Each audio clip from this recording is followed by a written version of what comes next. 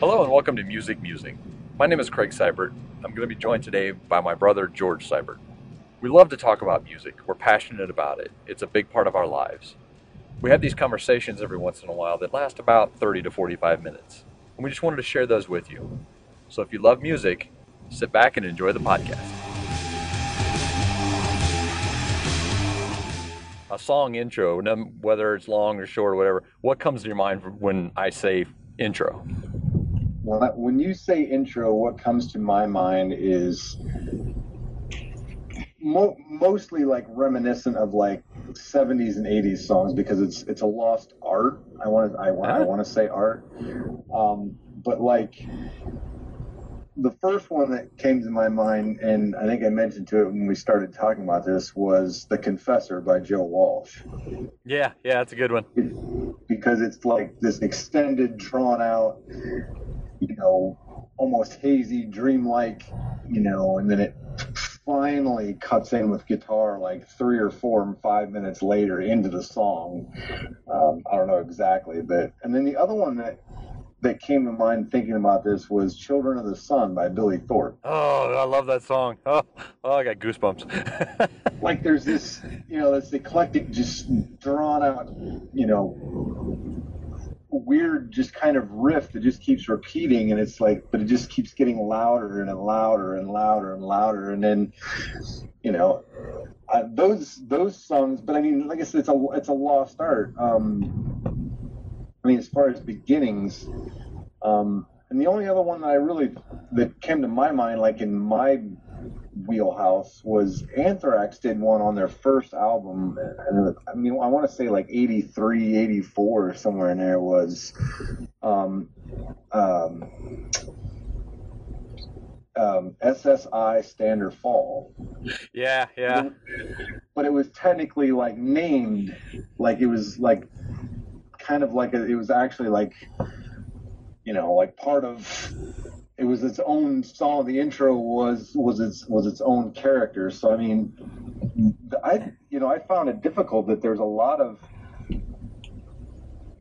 a lot of actual just like drawn out beginnings to songs that just start that came to mind off the top of my head, because it's not really something that, obviously it instantly kills radio play because they'll cut it. Yeah. We'll talk about that in a minute. But it's interesting that you mentioned that. I hadn't really thought about that, but a lot of the examples that I came up with on my own are a lot of 70s or early 80s stuff. I mean, you got to go with the obvious Eruption. I mean, that's like almost a song in itself, anyways. Before Sure. a really mediocre song, anyways. But the other examples I had were "Take a Chance" by ABBA, which I've told you before. I could put my headphones on and just listen to the beginning of that song nonstop, and it's kind of a version of the chorus, anyways. But it's just kind of an opening, set the mood type of the song. And Right. the other one was "Long Time" by Boston, which I figured you would have thrown in there. Well, see, that's where I was on the fence, because Foreplay it's actually, that drawn out beginning is actually titled, Right. Foreplay to the song "Long Time," and then it gets, there was a blurry line like between "Feeling That Way Anytime That You Need Me" by Journey, because they're two separate songs, but they're always played together, much like, "We Are the Champions" and "We Will Rock You," and is that considered a beginning to those songs, or a separate song? I know if you listen, they do play a lot of "Long Time." A lot of times they'll play both of those on the radio, actually, which, you mentioned cutting stuff off, and, they do that a lot. They do it a lot with songs. They'll cut the intros off because Absolutely. of time, but they actually do play Foreplay a lot before they play "Long Time," because it is part of the song, kind of. Right, but that's what I mean. But it's titled as a separate song. True. But so does that blur that line into intro? It does. It does. Because the one that I thought of that was kind of an awesome like beginning to a song. If you're just going like on a riff thing, was like Stranglehold by Ted Nugent. Right. You know, but then see that like the song plays and then there's like this long extended 6 or 7 minute guitar solo in the middle of it too.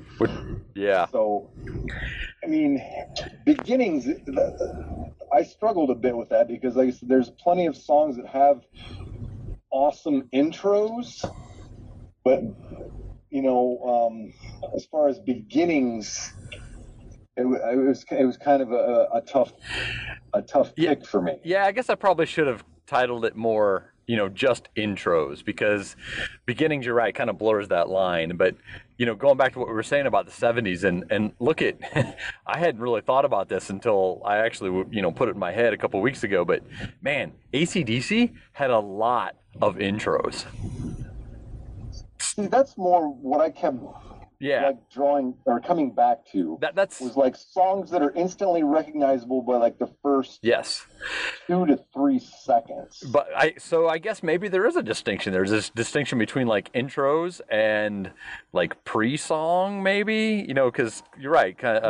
Let me think of another example. Oh, like you and I talked about the one that was American Woman, the original version, not the Lenny Kravitz version. Yeah. But the one where they've got the acoustic beginning where he's just basically doing the song in kind of a bluesy acoustic guitar. So that is kind of where I was going with it. But you're right. I now that we're talking about it, it's kind of a distinction between, you know, is it an intro? Like, for those about to rock, we salute you. I mean, again, those first 3 notes, people are going to know that song, what it is. I'm sorry, but when Whole Lot of Rosie comes on, that song like explodes into like with a chorus riff, like the height of the song. It starts now. Yeah. I mean, there is no intro to Whole Lot of Rosie. It is instantaneous. Yeah. Wide open throttle, and then it almost like steps back.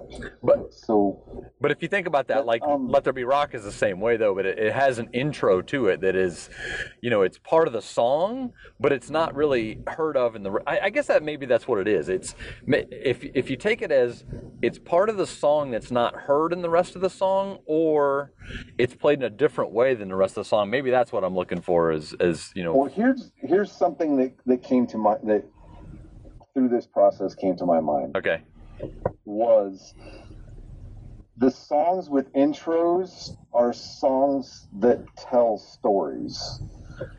Meaning, i.e., like there's not like Whole Lot of Rosie is point blank. I mean, yes, it tells a story, but it's not. I mean, it's rock and roll, end of sentence. You know what I mean? There's no like before or after. It's like this is what rock and roll is supposed to sound like, and next question. Right. Whereas like The Confessor, I'll use that since it was my example, is this long, like almost like dreamlike sequence leading up to him telling a story about, you know, finding himself and you know, or you know, whatever you want to take from the song. There's actual storytelling in those songs. Yeah. That have those long drawn out. I mean, the Doors were notorious for it. Yeah. Oh yeah. You know, that's what I'm saying. Those 70s, and was it due to the psychedelics? Was it due to the, you know, drug? Did drug use influence those? So you're right. And now that I think about it, one of my favorite songs, and I know you're not big on the Southern rock genre, but one of my favorite songs by Leonard Skinner is "Give Me 3 Steps." Absolutely. Great opening to a song, but you're right. It's a story. It is not. That is not even, you know, a question mark whether that one's a story. That is a story from start to finish, and it's literally it literally takes place in like 2 minutes. The entire song is like 2 minutes of a story. But you're right. Maybe looking at it that way, but you know, but if you look back at like we talked about ones you liked, and you know, have you ever heard the intro to Maggie May? Oh yeah. So they actually play that, or they radio play that actually down here often. It's like Celtic classic guitar work that doesn't fit the song. It's beautiful. Not even a little bit. It's beautiful, but it's that I don't like that one because it's totally not even anything to do with the song cohesive. at all. It's not. Right. Not even close. Well, see, and my example, I mean, I know you and I are very, marginally, but like Anthrax in '87 did ADI, Horror of It All. There was this long acoustic, drawn out intro to Horror of It All, which again, as far as metal goes, Anthrax is probably the best storytelling of the big four. I mean, as far as Agreed. As far as that goes, but and I think about lyrically. I mean, that song has this, almost sweet, a really deep acoustic intro, and it's like, I mean, and lyrically, it's like, my anger turns to hatred, my hatred turns to violence. I mean, it's not for the faint of heart, but again, kind of like Maggie May, it does not fit that. But it's an intro, but again, it's titled. Yeah, and it could almost stand alone. It could almost be just like a little blip on the album, like towards the end or something. So absolutely, and they did on Spreading the Disease, they did Armed and Dangerous had this weird, funky kind of quasi-acoustic lead into it too. But it wasn't titled. And I feel the same way about like Money for Nothing by Dire Straits. Amazing song. Oh, absolutely. But the intro is like, why it's, the only problem with that intro is that it fits it's a time sensitive thing. Like it was MTV and they were kind of poking at MTV, so it kind of fit the time, but it doesn't fit the song at all. It's not even close to what the song is. So absolutely, and it's long too. Yeah, it's exactly. 3 or 4 minutes drawn out of that, whiny. Yeah, it's horrible. So well, that'll bring us into the next one. Vocals, non-vocals. Just music intro, or would you rather have the vocals? Well, I'm on the understanding that when I brought that question up, it was. I mean, to have an intro, it almost has to be instrumental, doesn't it? Wouldn't it be considered part of the song? Yeah, I mean, but think of the one you just said about Anthrax, and you mentioned that he does, but it's more talking than it is singing over it. But right, but it's got words in it. I mean, and if you think about the one I just said, Dire Straits, you're looking about something where they've they're kind of setting up the mood for the song.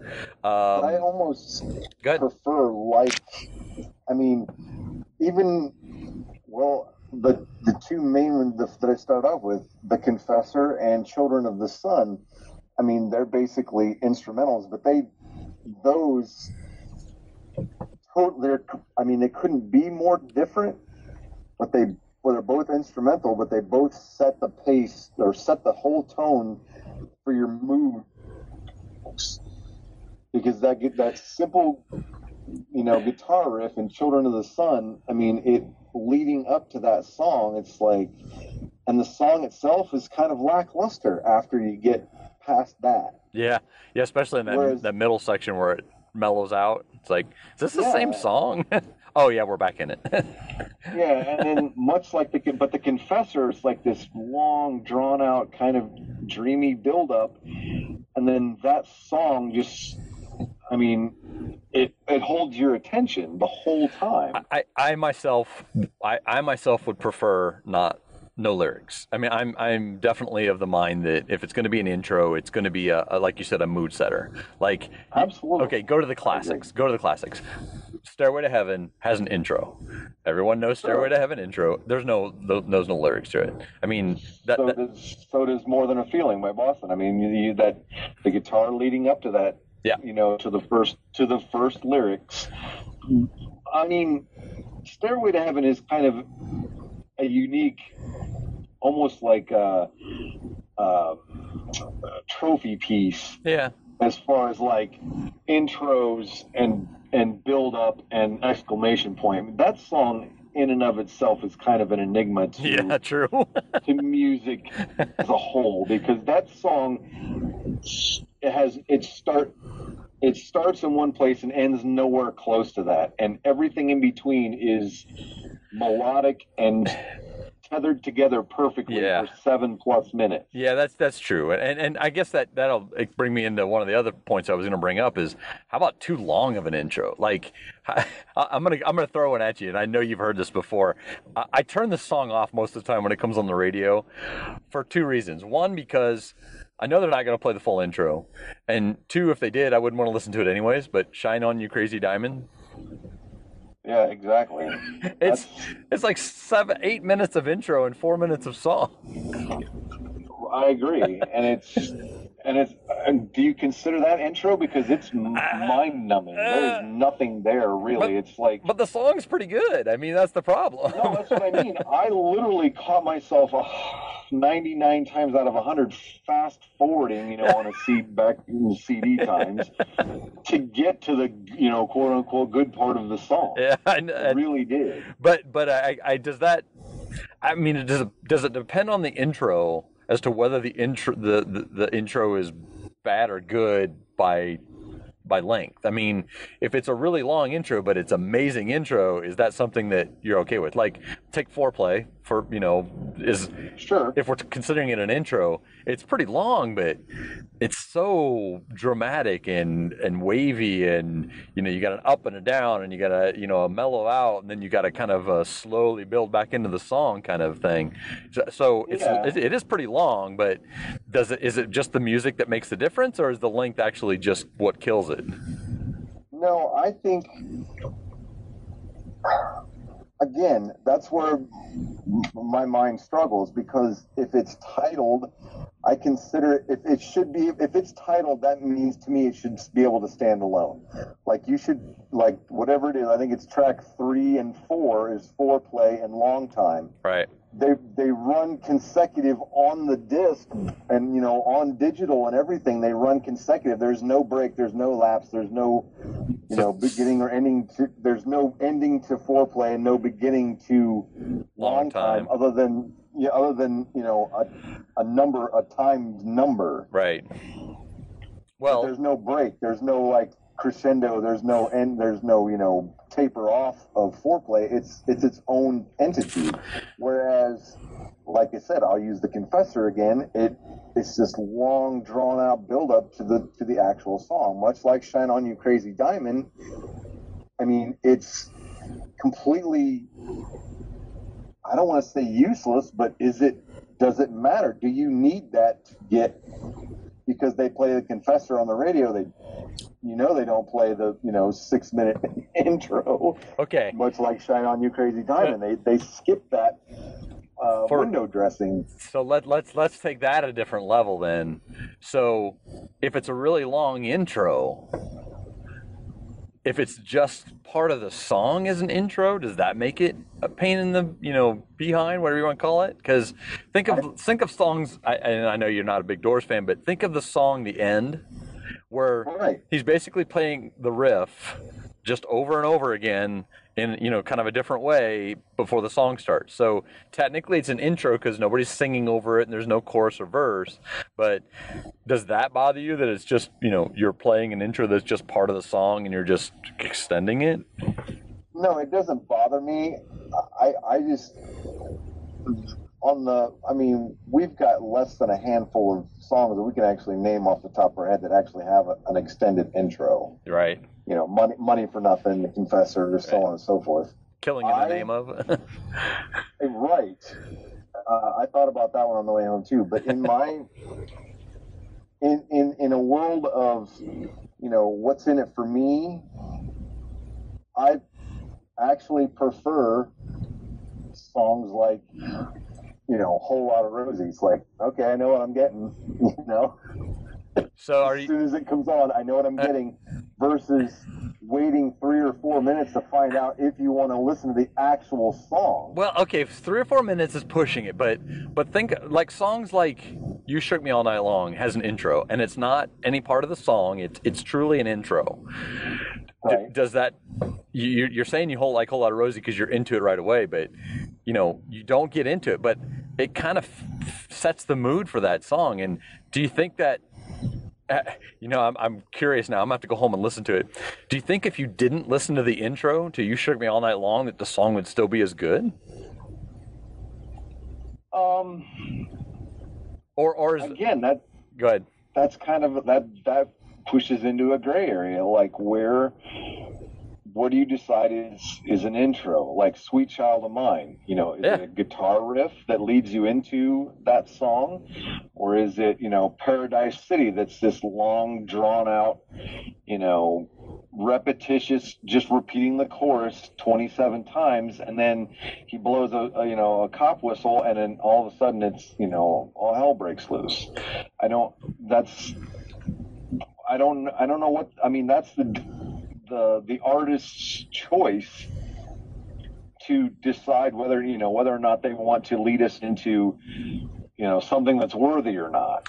Yeah, and I think that falls upon us. It falls upon us to as the listener, right? To Sure. what we like is what we're attracted to, and that's why I kind of brought both the podcast and a conversation up with you, this particular conversation, because for me, I don't. It's kind of like the opening, credits to Star Wars. I'm going to be immediately drawn in by that sound as soon as it starts. If you look at like the punk era type songs where, it's 1, 2, 3, 4 and we're starting, like Black Flag and Misfits and that kind of stuff, that's a different mentality. That is go. That is nonstop. That is go. I'm a setup type person. Like, I'm always going to go back to Creed, but Higher is a great song for me. And if it didn't have that opening, I don't think I would feel as connected to that song if it didn't have something to set me up for it. And that's, why I got kind of attracted to Boston too, because a lot of their songs kind of have that, that build up a little bit at the beginning of it. Right. But here's the other wrinkle. Once you hear it after you hear it for the first time, then do you decide if you want to listen to like "Shine On You Crazy Diamond"? Is it worth listening to that to get to that song? Is it, or do you just skip it? I mean, you don't skip foreplay to get to "Long Time." Most people don't. No, I couldn't. I mean, do you skip "We Will Rock You" to listen to "We Are the Champions"? Can I do it the other way around? Exactly. No, that's exactly what I'm talking about. Well, when I said it falls on us as listeners, it is still our preference. But as a musician, I'm trying to put yourself in their shoes and think of, what would go through your mind if you're thinking, when I want to write a song, is it because you grew up listening to songs that had intros and you just feel that a song needs a setup? Because, Well, that's what I'm talking about. That's where an artist decides how much he wants to lead you into what he considers his masterpiece or otherwise. Right. Pink Floyd was notorious. 80% of their songs sound like intros. Anyway. Yeah, that's true. Because Another Brick in the Wall part 2 is the one they play on the radio, but there's another brick in the wall leading up to that. Right. That they don't ever play. Well, the intro. But if you think back to church days when we were going to church in Ohio and stuff, and a lot of those hymnals started out with a reprise of the chorus or a reprise of one of the verses before you actually started singing. It was somebody sitting on a piano and they would play, all the little melody just before you started, and then you started singing. So was it upbringing? But how often do you remember them saying, okay, we're going to do verse 3, 5, and 9? True.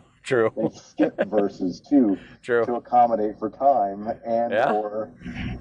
So, I mean, I remember that part of it too.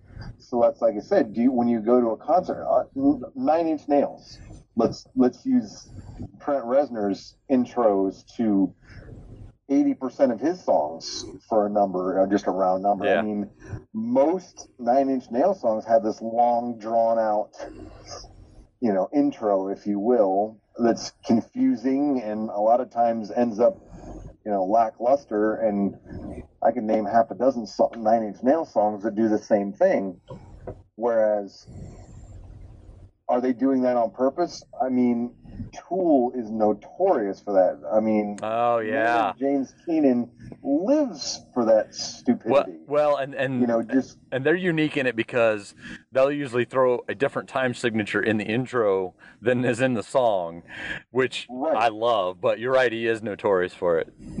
Right. Well, that's what I mean. Does that?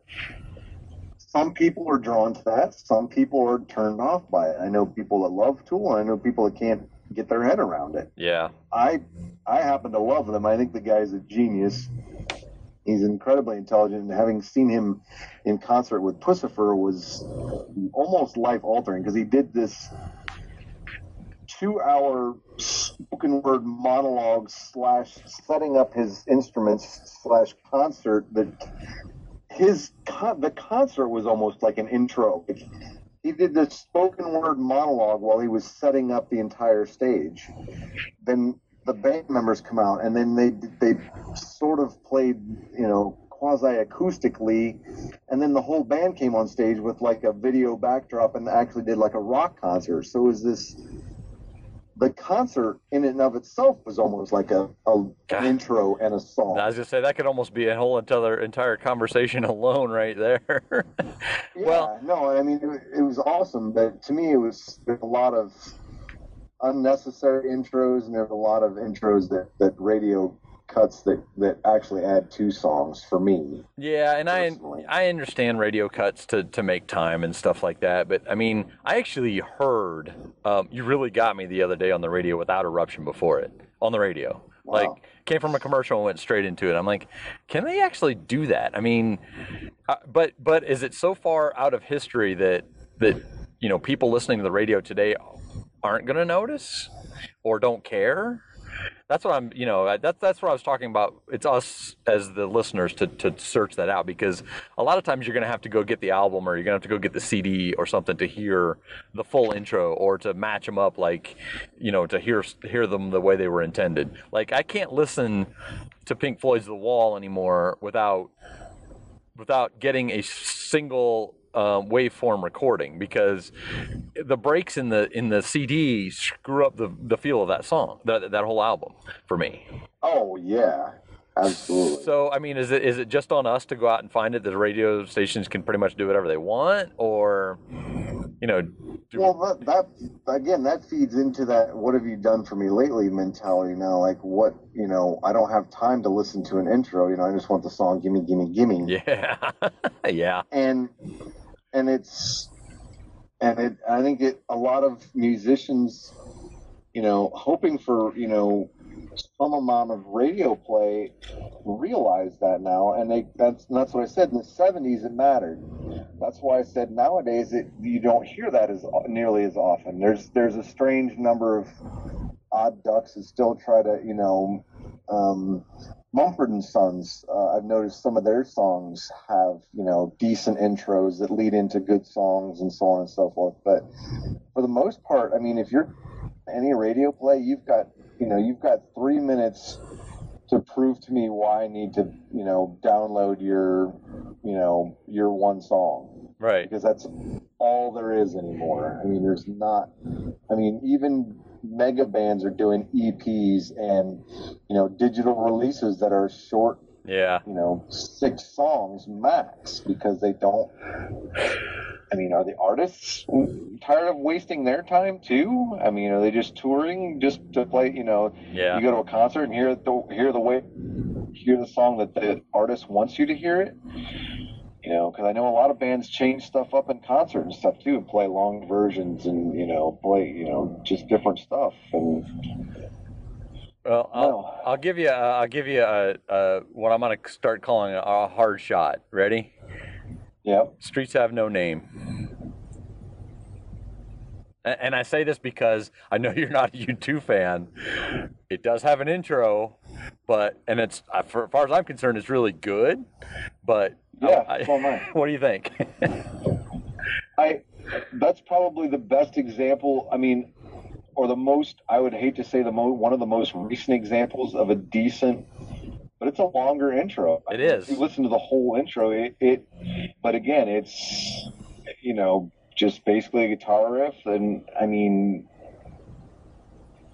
I really like that song. I really like You Too. I don't understand a lot of their decisions.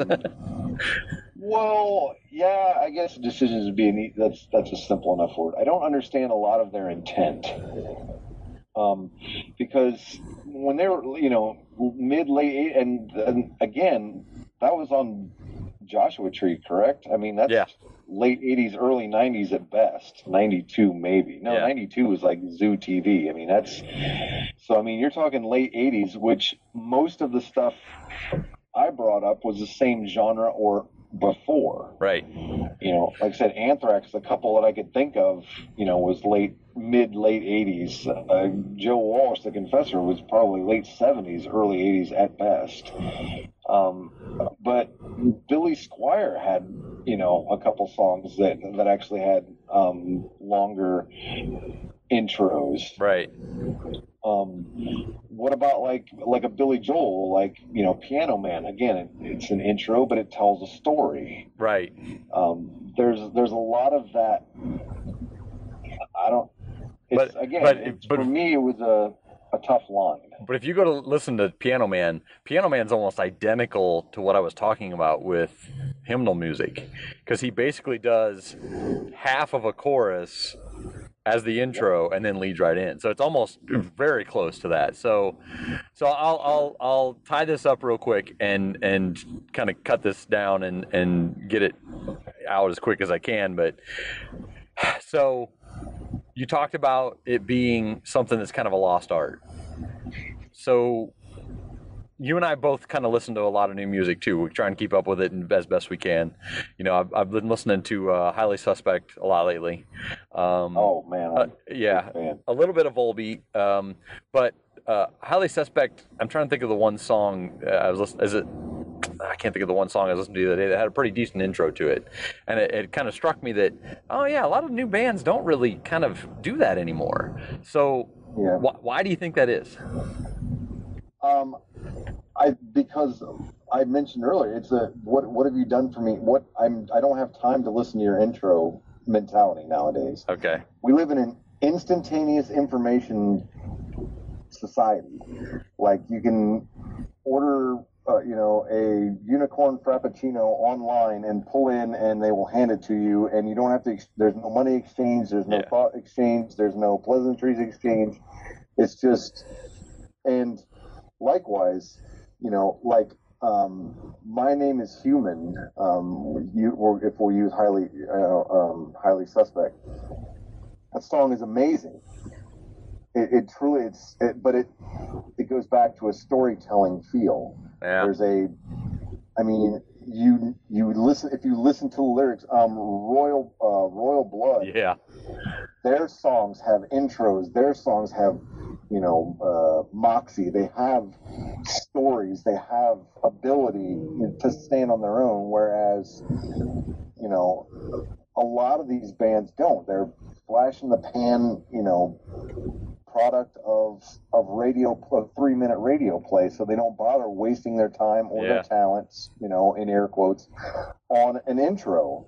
So I think it's a lost art because it has to be. Yeah. Well, the ones that are flourishing as quality bands still know that that's a quality tool to be used, and the ones that are just, they know they're not, they're here for their 15 minutes and their paycheck, don't have to bother with it. Well, that's my honest feeling. And maybe storytelling is a lost art now too. I mean, if you're tying those two things together like you did earlier, maybe that's also what's missing is, that there's not a lot of storytelling in music anymore. It's I agree. Very casual, little bit about, I got up and I did this today kind of stuff, but not, this is what happened. Like, I introduced my son to the wreck of the Edmund Fitzgerald the other day, and he's like, that's not even a song. That's a masterpiece. It's a history lesson. Exactly, and I will challenge anything made after 2015. Literally any song I would put up against the wreck. I mean that. But see, Gordon Lightfoot, he did, again, Sundown. Yeah, Sundown. epic. Yeah. Storytelling, just grassroots. Yeah. I don't know if you want to call it hippie rock or whatever, and then you do the Wreck of the Edmund Fitzgerald. It's like, what did he just? What is he talking about? Well, maybe we'll have to come back to a storytelling episode at some point. Yeah. But that's definitely. Well, I appreciate you talking to me about it and kind of going over this and doing intros, and I'll seal this up, and next time we can bring up a different conversation, and we'll catch you around then. Absolutely, sounds good, brother. Anytime. Okay.